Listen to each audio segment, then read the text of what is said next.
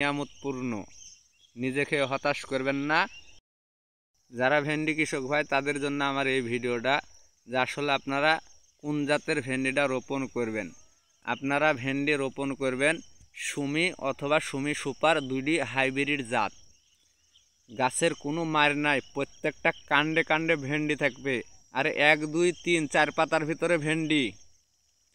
ভেন্ডি একটা এমন নিয়ামতপূর্ণ সবজির আবাদ, যে ব্যক্তি করে সে ব্যক্তি জানে যে যখন নতুন উঠতিকালে উঠে তার দাম থাকে 80 90 100 টাকা কেজি।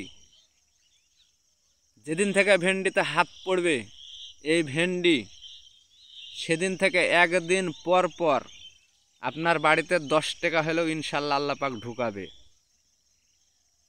অবশ্যই আপনারা ভেন্ডি লাগাবেন সুমি অথবা সুপার সুমি, না হলে শান্তিতেই থাকবেন। এমন একটা ফসল, আল্লাহর নিয়ামতপূর্ণ, নিজেকে হতাশ করবেন না।